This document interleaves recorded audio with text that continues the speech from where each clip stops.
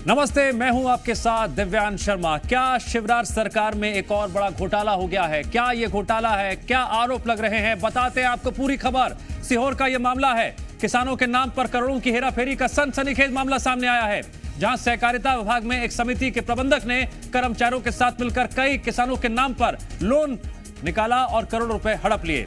जानकारी के मुताबिक फर्जी कागजात तैयार कर भूमिहीन और जेल में बंद कैदियों के नाम पर भी लोन लिया गया।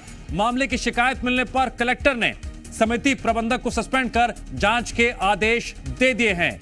तो आखिरकार इतने बड़े स्तर पर यह कैसे घोटाला हो गया, और शुरुआती जांच में जो बातें निकलकर सामने आ रही हैं, प्रथम दृष्टया पूरी तरीके से घोटाले की ओर इशारा कर रही हैं। किसानों के नाम पर एक और फर्जीवाड़ा हुआ है, घोटाला हुआ है, करोड़ों की हेरा फेरी का भी आरोप लग रहा है।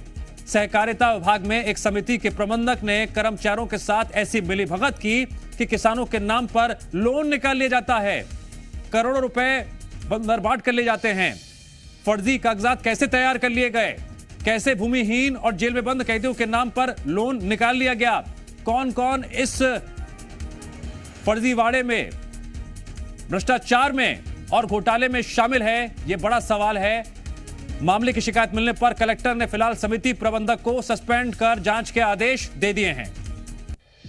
कि मुझे फैक्ट अभी मेरे सामने प्रस्तुत हुए, मैंने दस्तावेजों का प्रारंभिक अवलोकन भी किया और प्रथम दृष्टया प्रतीत हो रहा है कि काफ़ी मात्रा में जो है चीज़ें यहाँ पर ठीक नहीं है, गड़बड़ियाँ हैं।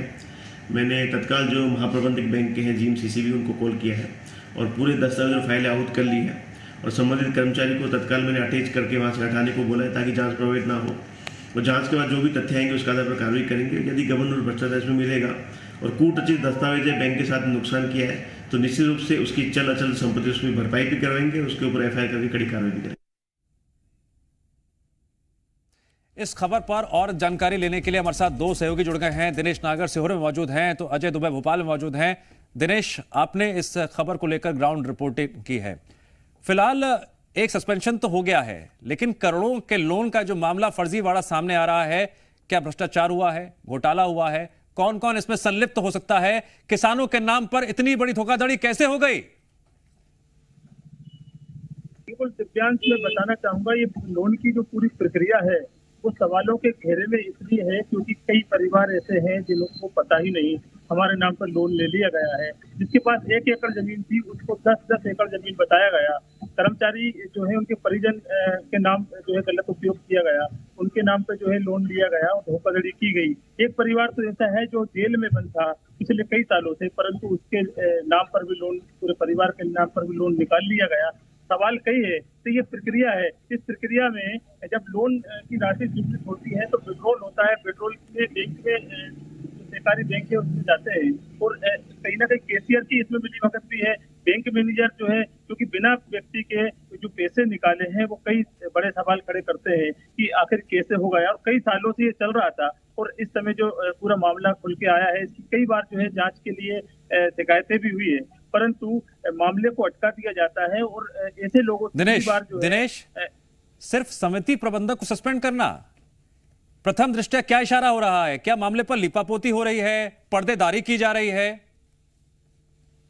बिल्कुल, देखिए कहीं ना कहीं इसमें बड़ा जो घोटाला है, कई लोगों के नाम सामने आ सकते हैं। जैसे मैंने अभी आपको बताया है, बैंक प्रबंधक है, समिति प्रबंधक को निलंबित कर दिया गया है। वो भी तब कई दिनों से कलेक्टर के पास में चल रही थी विभागीय जांच भी, और उसके बाद वो अपने पद पे बना हुआ था। जब मीडिया ने सवाल किए कलेक्टर से कि वो पद पे बना हुआ है, इसके बाद भी उसकी जांच हो रही है, तो उनको तुरंत सस्पेंड किया गया।